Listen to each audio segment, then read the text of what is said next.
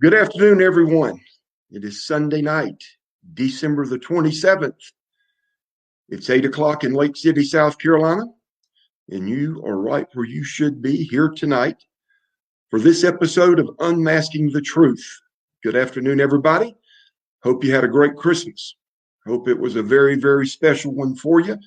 I know it was for me. I was telling Avi earlier in the day, it was probably the best Christmas I've ever had, and simply for the reason that I got to be with family. It wasn't about what was bought or given to me or any gift. Those were all nice, but just a chance to be with both of my granddaughters, two of my three children, my mother, my sister, made for a very, very special Christmas, and I hope yours was indeed. This is the last episode of Unmasking the Truth for 2020. The next time we get together will be in 2021.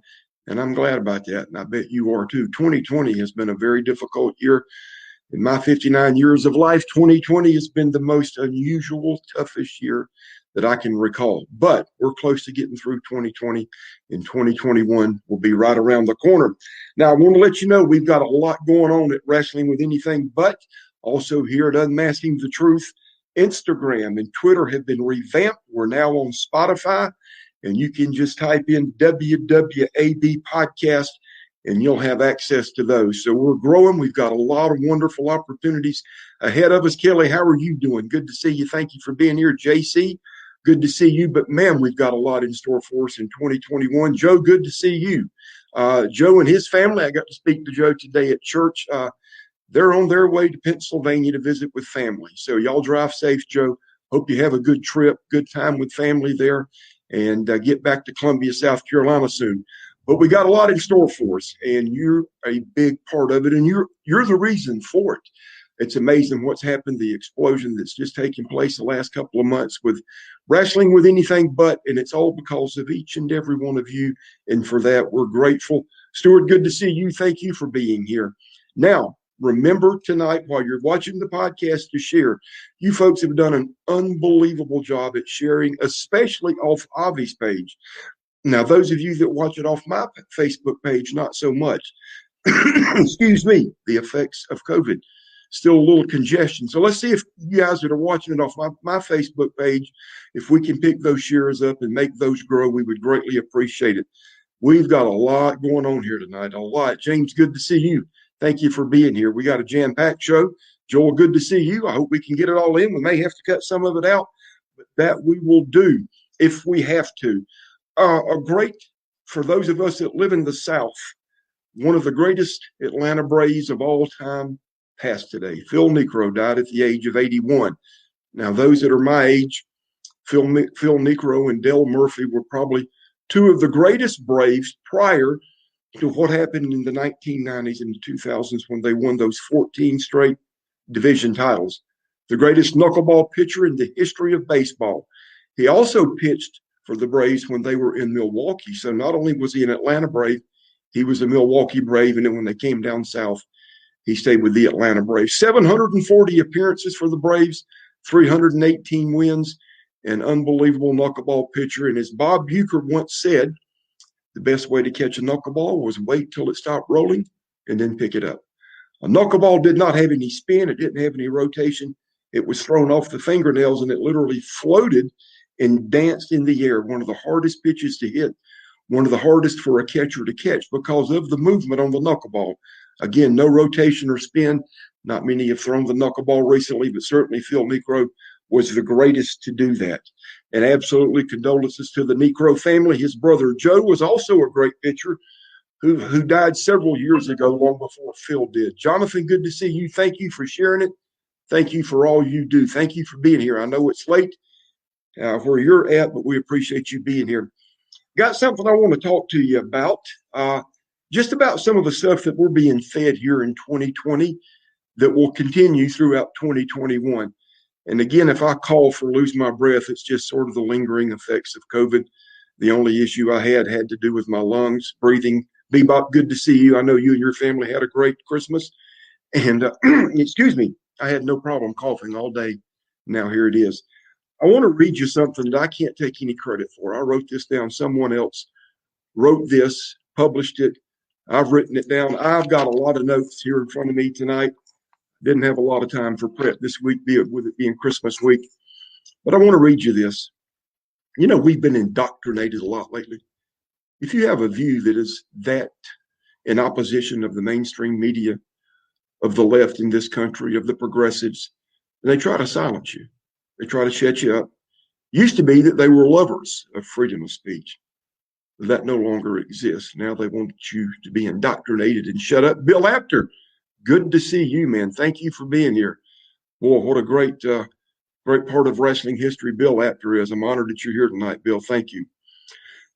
I saw where Amy Klobuchar tweeted earlier this week, or last week, I should say, that she's excited to finally have a president that believes in science.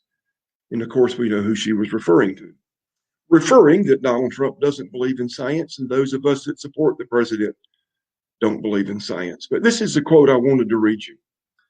Science is a methodology. The results of that methodology are not just subject to criticism, but skepticism of the results is mandated, is a part of it. Believing in science is anti-intellectual. Science has been turned into a religion. You can't be for killing babies up to the moment of birth, or the fact that you say there are more than two genders and believe in science. Yet they claim they believe in science. I find that very interesting. Dr. Deborah Birx this past week got exposed for what many on the left get exposed for: blatant hypocrisy. Dr. Birx spent several days leading up to Thanksgiving preaching to us and telling us we needed to stay home, shelter in place, not to travel, not to go see our loved ones for Thanksgiving. And if we did spend Thanksgiving with anyone, it should just be those people that live inside the walls of the home that we live in. And then we found out that Dr. Birx herself left Washington, D.C., and went to Fenwick Island in Delaware to one of her properties, just one of her properties. There, she had Thanksgiving with three generations of her family. Two different households came together and enjoyed Thanksgiving. The exact same thing she told us we should not do, and criticized us if we dare think of doing that. But she did it. While in Delaware on Fenwick Island, she gave an interview to CBS, again, criticizing people that traveled for Thanksgiving. I did a little research. The average house in Fenwick, Delaware, cost a little over $900,000. Dr. Birx makes about $250,000 a year. Now, her other property is in Potomac, Maryland. Her mom and dad live there. We found out that she's visited them several times while telling us not to do just that. Also looked up the average selling price for a home in Potomac, Maryland. It's about $1.1 million. Dr. Birx's husband is a guy named Page Reff. He's a lawyer. He's worked for the Carter administration, the Reagan administration, the Clinton administration. He's got his own law firm now. He's represented the governments of Albania, Romania, and Slovakia, making money off the back of other governments, investing money there, but telling us what we should do and how we should live our lives. That's what they do, folks. They're hypocritical. They're dictators, and they think they're better than us. They can tell us what to do while doing something totally different.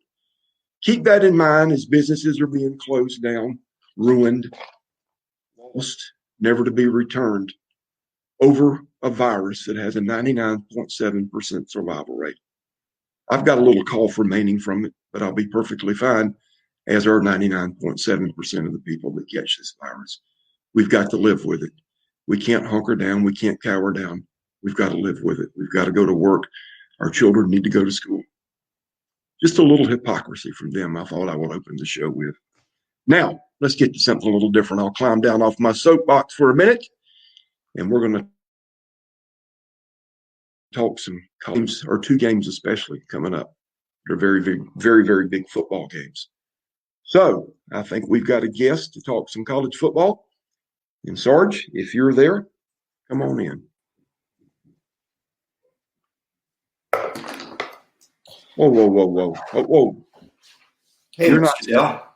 No, I'm not. I'm not, Sarge. What are you doing here? Well, what is it? First, Hardcore. Howard Hardcore. Dale, first of all, I just want to say I'm really glad to hear that you're doing better. I was concerned about your health as well, so I'm really glad you're doing better. I appreciate that. Thank you. Yeah. That out of the way, I'm here, Dale, to start a petition. Howard, hold up. Yes. Before you go any further. Yeah. This is my podcast, and this is a segment where we talk about college football. I completely understand. You're probably the least qualified person of 330 million Americans to talk about college football. I can look at you and tell you wouldn't know a football from a golf ball. That's all right. I don't really, you're right. I don't qualify on talking about balls. There's many of them. But what I do have is intestinal fortitude to come on the show and tell you that I need you to sign a petition to fire David Holliday. Okay? Oh, that looks very official. What, did your niece draw that up with crayon?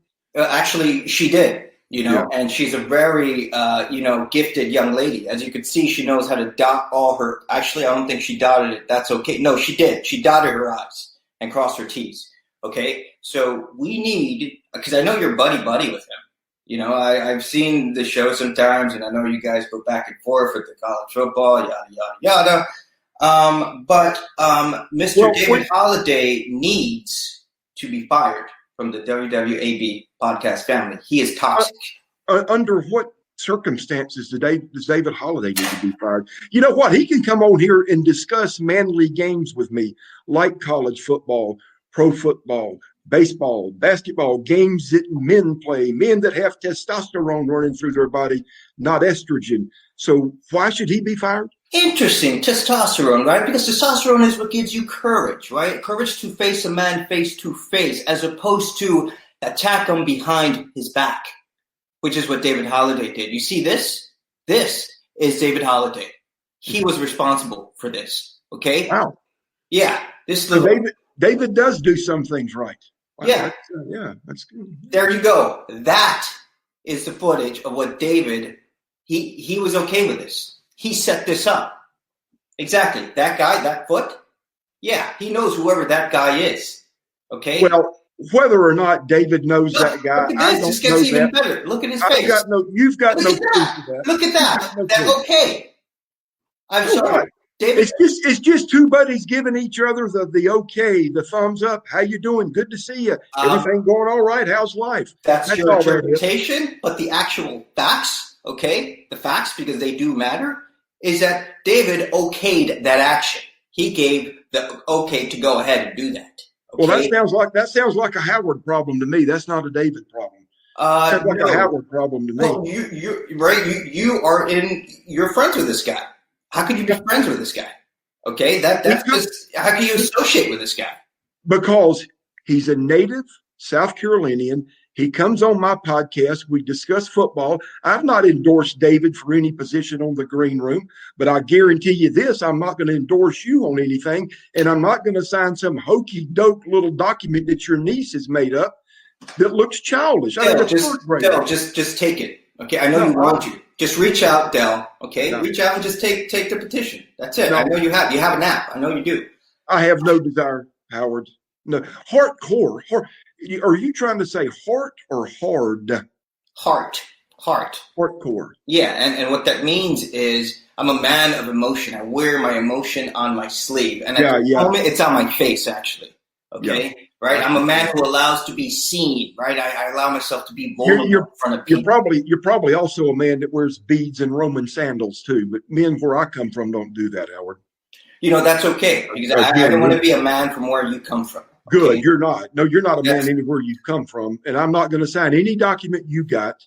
I'm not going to do that to David Holliday. He's a part of this show. Take it, Del. Okay, I know you can. Just take it. Look, and let's jump on something else, Del. Okay. Exhibit B. Speaking of jumping on, how's that cheek doing? Looks good. How's that? What? How's that little?